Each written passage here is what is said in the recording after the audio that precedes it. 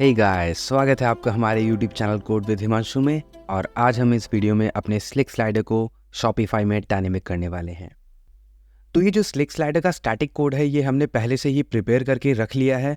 और अगर आप इस सीरीज़ को पहले से ही फॉलो कर रहे हैं तो आप अंडरस्टैंड करते होंगे कि ये कोड हमने कैसे प्रिपेयर किया है। और इस वीडियो का ऑब्जेक्टिव सिर्फ ये है कि हमें अपने स्लिक स्लाइडर को डायनेमिक बना करके हमें शॉपिफाई में उसे कैसे यूज़ करना है। तो हमने यहाँ पर शॉपिफाई के थीम फाइल एडिटर में एक सेक्शन क्रिएट कर लिया है। और इस सेक्शन में हमने सबसे टॉप पे स्टाइल टैग के अंदर अपनी सारी CSS पेस्ट कर दी है।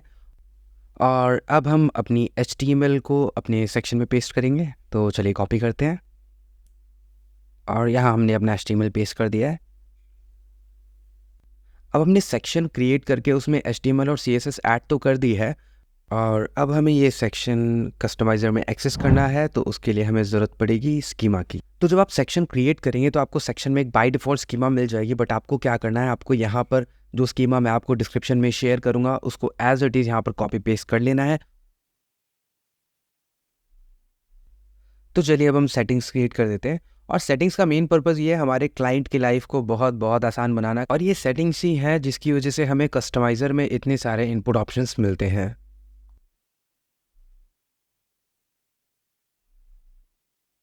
अब यहाँ पर हमने अपने टेस्टिमोनियल को ऐड कर लिया है अपने कस्टमाइज़र में।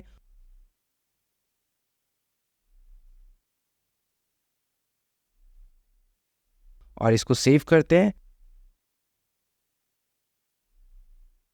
तो यहाँ तक हम अपने सेक्शन में स्टाइल, HTML और स्कीमा ऐड कर चुके हैं।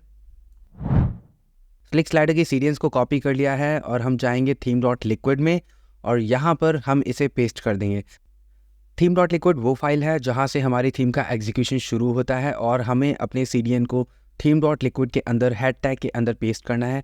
और हमें एक चीज़ का बहुत ध्यान रखना है कि हमारी स्लिक स्लाइडर की CDN jQuery की CDN के बाद आनी चाहिए। ये बहुत एक कॉमन मिस्टेक है जो कि बिगिनर्स करते हैं। ये मिस्टेक मैंने भी बहुत करी है। हमारे स्लिक स्लाइडर की CDN के अंदर जो भी जावास्क्रिप्ट या CSS का कोड है, यही वो कोड है जो कि हमारे स्लाइडर को क्रिएट करता है। स्लिक स्लाइडर एक jQuery बेस्ड प्लगइन है, तो आपके प्रोजेक्ट में jQuery होना ज़रूरी है अगर आप स्लिक स्लाइडर क्रिएट करना चाहते हैं।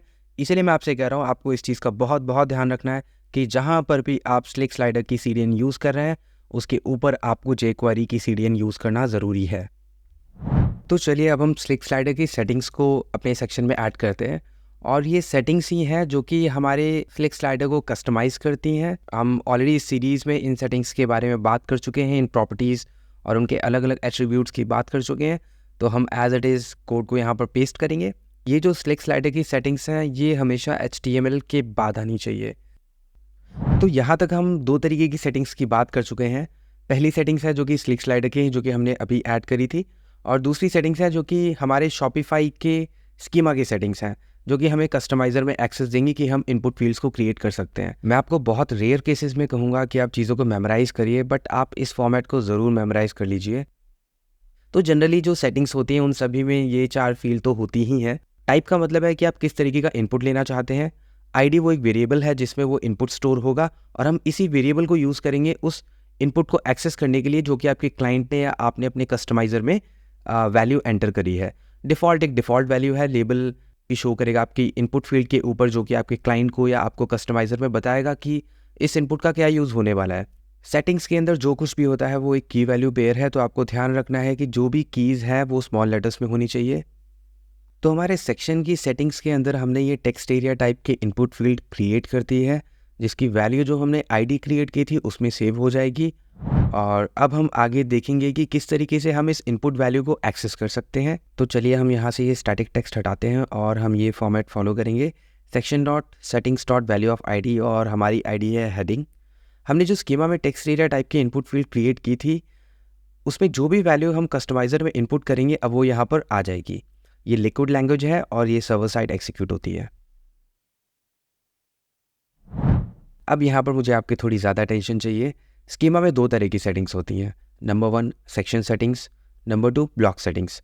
सेक्शन सेटिंग्स में वो सारे इनपुट्स हमें रखने चाहिए जो कि सेक्शन के ग्लोबल चेंजेस हैं, जैसे कि heading, background colour, section padding etcetera. और ब्लॉक सेटिंग्स हम तब क्रिएट करते हैं जब कोई कोड रिपीट हो रहा हो, जैसे कि हमारे केस में स्लाइड्स का कोड रिपीट हो रहा है। तो हमने यहाँ पर ब्लॉक्स का कोड अपनी स्कीमा में ऐड कर दिया है। और ये हमारे कस्टमाइज़र में ब्लॉक्स का फीचर ऐड कर देगा इस स्पेसिफिक सेक्शन के लिए। सेटिंग्स के अंदर हमें एग्जैक्टली वैसे ही इनपुट फील्ड क्रिएट करनी है जैसे कि हमने पहले करी थी। आपको ध्यान रखना है TILD का, टाइप ID लेबल डिफ़ॉल्ट का, और यहाँ पर हमने पहली इनपुट फील्ड क्रिएट करी है टेक्स्ट एरिया टाइप की, और सेकंड इनपुट फील्ड हम क्रिएट करेंगे टेक्स्ट टाइप की। पहली फील्ड में हम सेव कर रहे हैं अपना टेस्टिमोनियल, और सेकंड फील्ड में हम ऐड कर रहे हैं यूज़र का नेम और पर्सन का नेम। तो हमने यहाँ पर ये सेटिंग्स क्रिएट कर दी हैं, और अब हम जाएंगे अपने HTML में।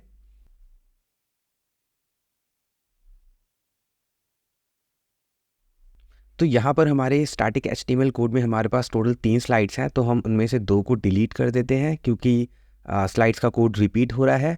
तो हम अपने पहले स्लाइड के कोड को फॉर लूप के अंदर रैप करेंगे, और हमारे फॉर लूप का सिंटैक्स रहेगा for block in section dot blocks. अब हम यहाँ टेस्टिमोनियल कार्ड्स के टेस्टिमोनियल एंड नेम को डायनेमिक करेंगे। यहाँ हमें यूज़ करना है block dot settings dot block settings के किसी इनपुट फील्ड की ID, तो इस केस में हमें रखना है नेम। तो यहाँ पर अब सब कुछ ठीक लग रहा है, तो चलिए चलते हैं अपने कस्टमाइज़र में। ऑसम। तो हमने यहाँ पर हमारे स्लिक स्लाइडर को डायनेमिक कर दिया है, और अब हमें सिर्फ यहाँ पर वैल्यूज़ ऐड करनी है, वो तो खैर आप कर ही लेंगे।